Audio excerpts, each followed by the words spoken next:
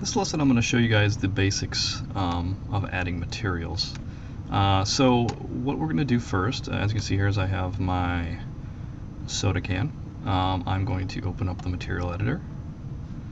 As you can see, this is actually what's considered the compact material editor. Yours might look like this when it opens up, and this is just a different way of looking at it, and it's called the Slate material editor.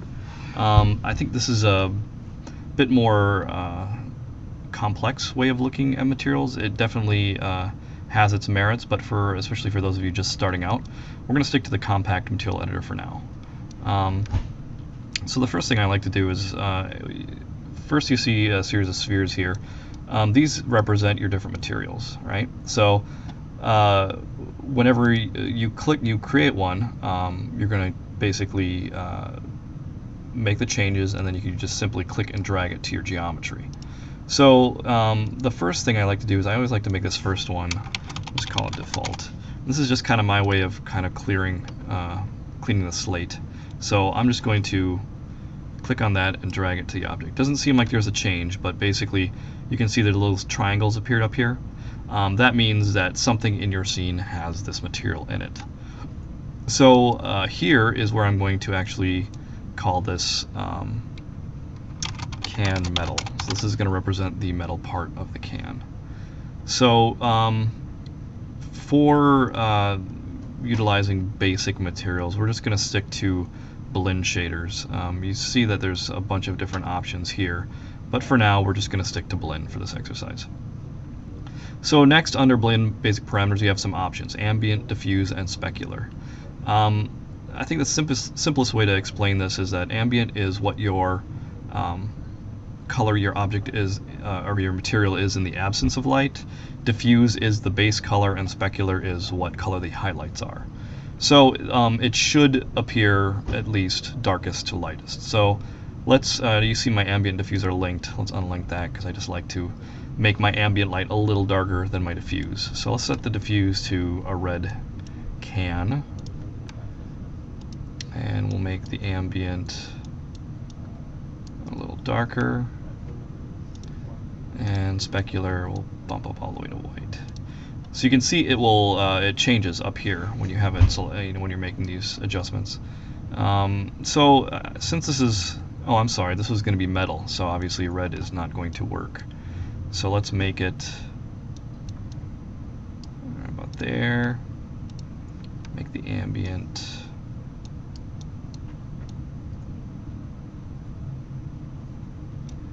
right about there.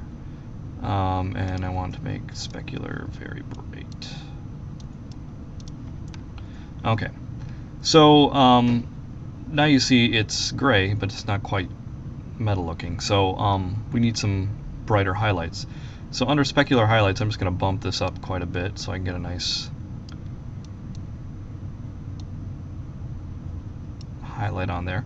And glossiness is another value that'll either make your highlight smaller or larger. The more you increase the glossiness, the smaller your highlight will get. Soften will make it less abrupt, and you can kind of fade a little bit more. Since it's metal, I want that really nice edge to it. So now, like I said before, to apply it, you just click on it and you drag it over your object, and it applies the material. So that's a good start, but obviously since this is a soda can, there's that area in the middle that's probably going to have some color to it. So let's make a new material. One option you have with these materials is I can simply click on this one and drag it to a new one, and it'll create a copy of it. But I don't really need to do that at this point. So I'm just going to reset this to default by moving that over. Again, that's why I like to have that there, just in case I need to reset something. So we again will make this nice and red.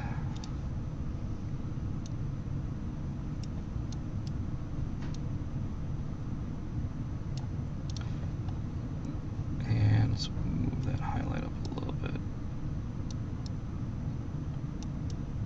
There we go. And now I want to apply it to a specific region of my object. So I'm going to, again, to do this, your object has to be an editable polygon or mesh. So I'm going to go down to polygon, and I'm going to select these in the middle, and I can simply, once I have this selected, I can either click and drag it over, right?